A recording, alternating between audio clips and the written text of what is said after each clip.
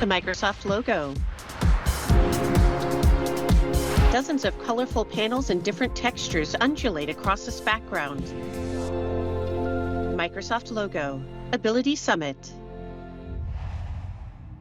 It has been 15 years since that first Ability Summit. I've had the privilege of being at every single one. It's been the honor of my lifetime. But let's take a look at little moments from the last 15 years of the Ability Summit. Enjoy. Jenny Lay-Flurrie, VP and Chief Accessibility Officer at Microsoft. A banner reads, Imagine, Build, Enable, Ability. A retrospective showing clips from past Microsoft events and users of adaptive technologies. People clap and wave in video meetings. Panel discussions with accessibility stakeholders. Interviews featuring sign language. An award ceremony. Jenny Lay-Flurrie interviews a man holding a white cane. Joey Stuckey plays guitar. Galen Lee plays violin. A person wears headphones facing a Van Gogh painting. Students at a skills college for independence and employment. Adaptive gaming demonstrations. A person uses a computer with breath-enabled interactions. Virtual interviews with Pete Buttigieg and singer Michelle Williams. A woman types at a tablet using a Braille keyboard and display. A phone camera scans barcodes. In different audience views, people laugh, smile, and lean forward listening. People flash the ASL sign, I love you. Ability Summit, 15 years of accessibility. Jenny Lay-Flurrie in the studio. To the 15th Annual Ability Summit. My name is Jenny Lay-Flurrie, and I am honored to welcome you to the Ability Summit. We're live in the Microsoft production studios here in Redmond, where the weather is actually sunny. We're not sure how long it's going to last, but it is sunny right now. I'm here together with the incredible friend, leader, co-host Jessica Rayfuse, and we will be guiding you through Ability Summit today. We're going to be digging into AI. We're going to be announcing some new technologies, programs to advance the future of accessibility, right, Jess? Indeed. We have got a big day today, and we're so excited that all of you are here. I'm Jessica Rayfuse, and it is my pleasure to be your tour guide today as we welcome a brilliant lineup of expert speakers from Microsoft and across the industry, in fact, across the globe. For over 15 years, Ability Summit in all of its forms and all of its interactions has always been about two things. One, accessible technology. Two, powered by people with disabilities. It's really hard to believe that our Ability Summit is growing up, 15 years old. We started off with, 20 folks in a room, maybe a box of pizza. And here we are today with 20,000 attendees from 168 countries ready to dig into the future of accessible AI. Jenny stands while Jessica uses a power chair. Those years, but tell me, how have you seen it change? Oh my goodness, truth. I mean, I still remember that very first Ability Summit. It was so small, I'm not even sure we had pizza. There were definitely no t-shirts, posters. In fact, we did go back into the archives and we pulled out the first branding from our Ability Summit back in 2010, which is kind of, it's dated, let's be honest. There's an outline image of people with disabilities on the right. There's the word ability with access and dis kind of connected. I do like how it all came together. In fact, today we'll be going through many of our favorite and funny moments as we get in. But in many ways, the goal then is the same goal now, to bring people together, share learnings, best practices, and ultimately advance innovation. So whether you are here because you're curious about the technology or you're connected to the disability accessibility community, or this is your life career, welcome. It takes everyone to move a discipline forward, and you are in the right place today. Speaking of, what are you most excited about? Well, we got a big show ahead. I'm a little biased. I had a fantastic conversation with Brad Smith. I'm really excited for all of you to hear from our president and vice chair, who really has this perspective that is bigger and outside of the company that I think is fascinating. We also have some special guests joining us. Sophie Morgan and Keely Cat Wells will be here. They've really been pushing forward accessibility in so many different areas, and I'm excited for you to hear their experiences in air travel. It's a full green room back there. And I'm also, I think on the flip side, we're also going to be talking about some of the regulations that are coming. I just was in California and in Europe. So top of mind for me is the European Accessibility Act, which goes into effect this June, and how AI is impacting technologies that many of us use all day, every day, Microsoft Teams, GitHub, and of course, dear to our hearts, we will be welcoming a few Special Olympians who were in Italy last week for the World Games. Lots to unpack.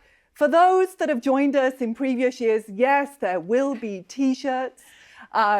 We will be showing those throughout the show. For those who are new to the party, every year we do have a new shirt. That means I've got 14 of them, or that number at least. I think, Jessica, you've got 9. This year, our shirt is designed by Bernie Felix on our team, one of our accessibility crew. Every year we're asked where you can get them. And this year we are going to be giving some of those shirts away throughout the show. So watch this space, watch for that we'll be giving you a keyword to get going on that. T-shirts are the fun part. Yep. But I'm a legal nerd. I'm glad you started with regulation. I think there's a lot of people out there that want to hear more about that.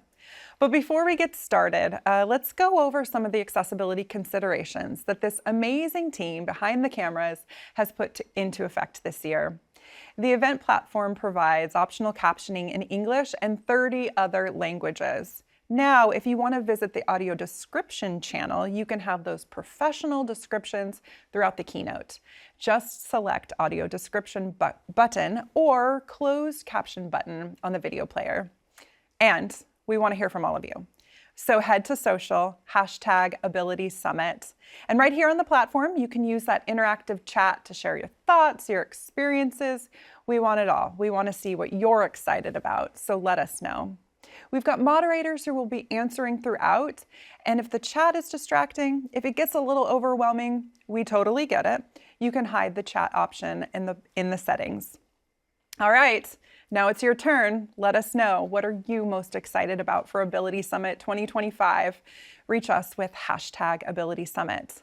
So keep the conversation going throughout the event, but to kick us off, our very first keynote, my friend, my boss, Jenny, our Vice President and Chief Accessibility Officer, Jenny Lay-Flurrie. You ready? Yes, I am. Take us away. Let's go, folks. We have a lot to talk about.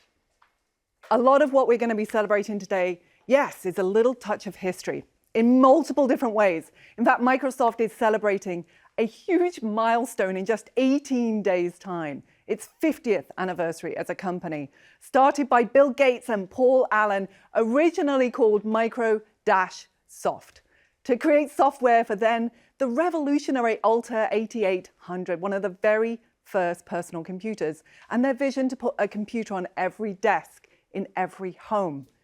They saw a need, an opportunity to innovate a solution, not knowing the impact it would have for people around the world. Just 7 years later, I was sitting, in my home near Birmingham in the UK on my Dragon 32 and then my Dragon 64, playing with that software. You see, if we go back into the history books, actually there's a lot that we can learn, particularly about accessibility. Like Microsoft, it also comes from very small beginnings. Some of the A timeline greatest showing innovations Braille, have a been typewriter. created by disabled people. Did you know that the first widely used electric toothbrush, or the Broxodent, which I will pronounce right, was invented in Switzerland by a doctor specifically for people with disabilities? Audiobooks started in the 1930s as records for the blind, but got wide acclaim 50 years later when they were moved to cassette tape. Innovations born out of necessity that benefit everyone. each one starting in a small room with a person, a small crew. This is called the curb cut appeal. When you design for disability, like the cuts in the pavement or sidewalk, you enable more than just wheelchairs. You enable skateboards, wheelie cases, and strollers to cross the road. It starts with people. You add a constraint caused by disability, permanent or temporary. And then you design a solution to empower that. And ultimately, you create technology that actually empowers everyone. Accessibility is a fundamental right, but it also makes technology easier for everyone. We are insanely proud to be marking another milestone, 30 years of accessibility and innovation at Microsoft. Our first company-wide policy on accessibility was established in 1995, along with the very first set of features in Windows for the deaf, blind, low vision, and more. And Microsoft.com/accessibility. Fun one for you. Sticky keys, which still exist today for people with limited mobility. Just hit Shift 5 times and you will bring it up. I can see you all now hitting Shift. In 1990, our first forum with the disability community was led by Bill Gates and included a really special guest, the late Judy Heumann. Again, that infusion of feedback informing what we do. Our ERG happened in the 2000s and Ability Summit started in 2010. And then the Disability Answer Desk, what we knowingly call DAD, followed. This is a free technical support service for customers with disabilities and those needing accessibility, and it takes 75,000 calls a month still today. Which leads us to 2014, a new CEO, a new mission to empower every person and every organization on the planet to achieve more, reinforcing the need for Microsoft to drive, build, innovate new technologies and a workplace that was inclusive of disabled people. I've had the privilege of being the Chief Accessibility Officer since 2016 and working across the company to build and make sure that our technologies, our products, our websites, almost 6,000 of them, are accessible. We call it the accessibility flywheel, collating feedback from people with lived experience from deafness, blindness, mobility, mental health, complex disabilities, and the large, growing neurodiversity community that is celebrating their week just this week. To help us to build more accessible products and a workplace, it's an all-company effort because accessibility is everyone's responsibility. In fact, everyone you're going to hear from today, including some already in the room, are driving some part of this flywheel. They're responsible for building products, policy, learning from customers to empower life, work, and play. And when I say it's everyone's responsibility, I really do mean it. I'm really proud that at Microsoft, accessibility skilling is actually mandatory for our employees. That's a very simple 30-minute virtual course that guides on best practices to build accessible products, workplace, and leverage the best in AI. It's available for everyone, it's free, and we even added on 8 additional courses. They help you to build responsible, accessible AI. You yourself, you can actually take it if you work in a company and embed it into your learning management system. And over the weekend, we've been having our fingers crossed on this one. We actually crossed a major milestone. 5 million learners have taken this course. Microsoft.com/accessibility/resources. Get to 10 million, which is not the new goal before my team panics. Please jot down the link, which will also be in the chat. Skilling is just vital because that bar of accessibility is continuing to rise. In Europe, the European Accessibility Act comes into effect in June. It sets a new digital accessibility bar in products and across several industries, like self-service terminals, e-readers, transport, banking services. The goal is to enable everyone to connect, shop, learn, and travel. aka.ms/prepare4EAA. We're proud to be supporting many of our customers and partners on their journey and to see this come into effect. But we always have to remember that compliance is the floor. It's not the ceiling. There's so much more innovation ahead. So what does it take to build accessible by design? Well, here's some of our learning. In the last 10 years, accessibility features have been added and expanded across, well, so many of our core products. There are 15 icons on this page. And on every single one, we've been working to make features easier to find and use. Such as Copilot, PowerPoint, Teams. Assistant guides while you write your document, and will fix it, if it can, while you're writing. Accessibility insights.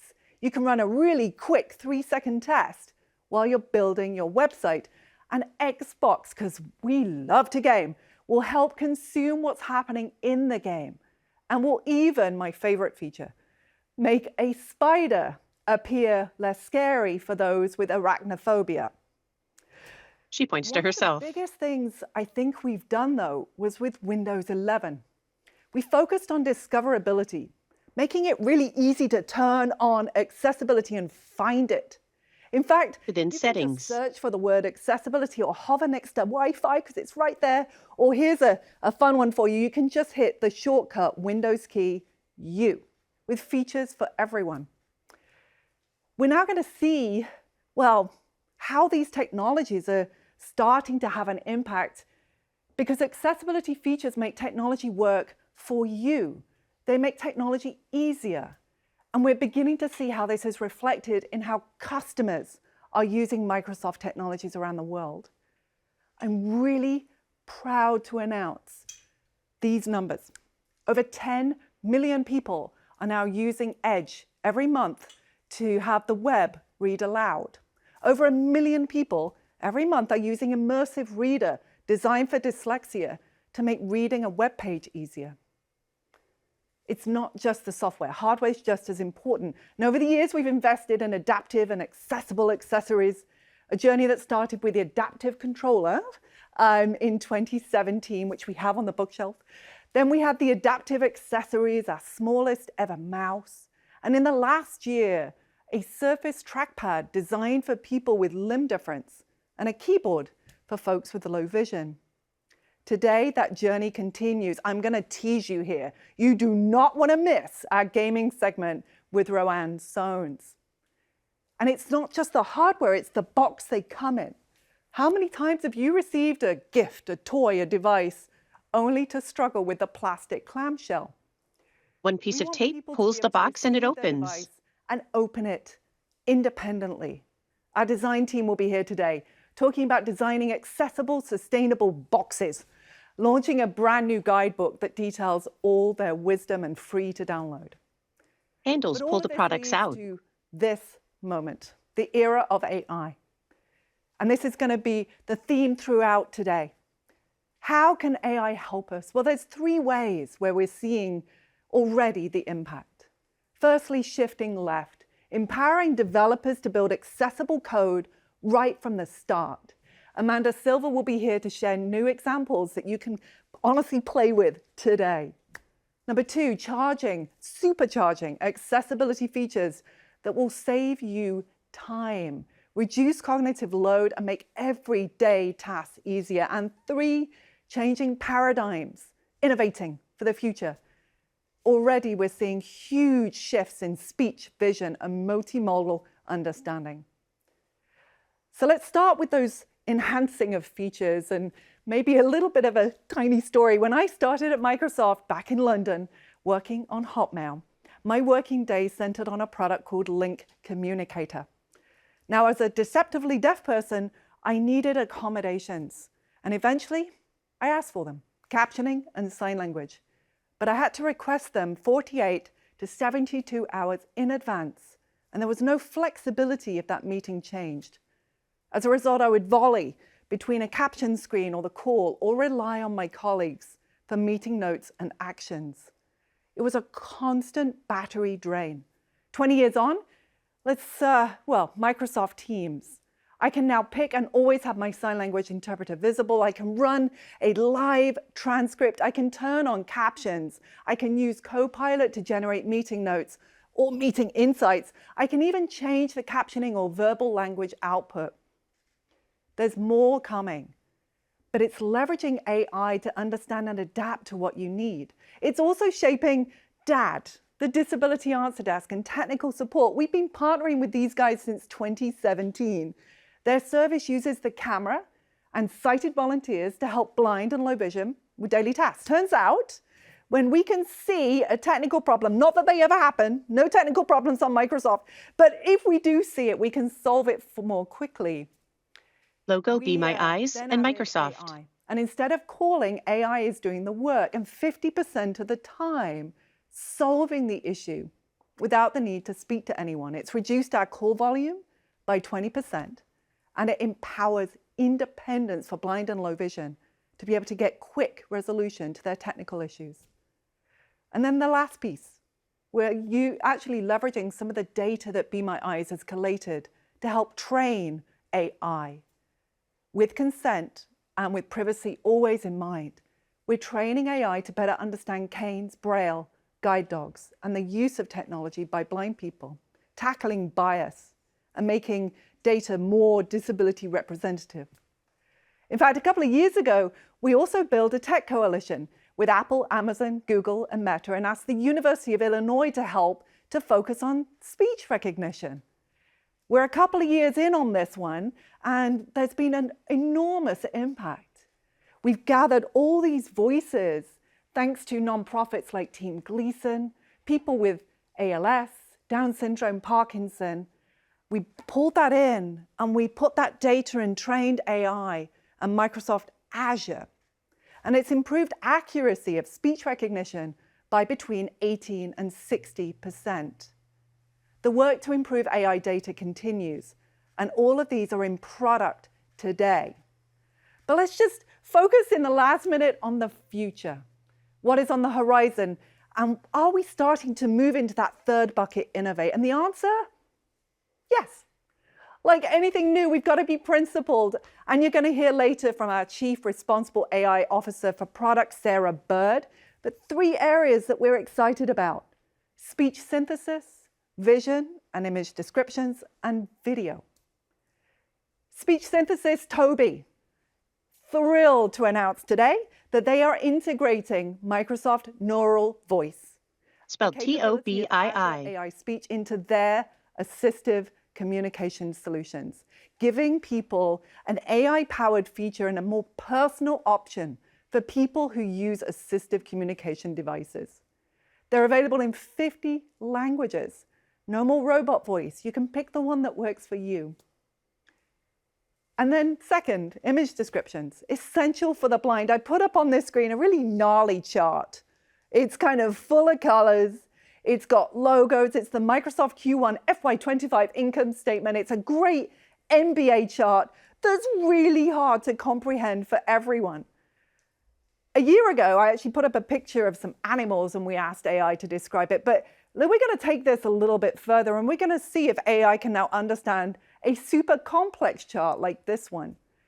We're just asking Copilot into Copilot, and it's coming out. And we did promise you, record this just before, with bulleted details of exactly what is covered within. Prompt, describe this chart image. For me.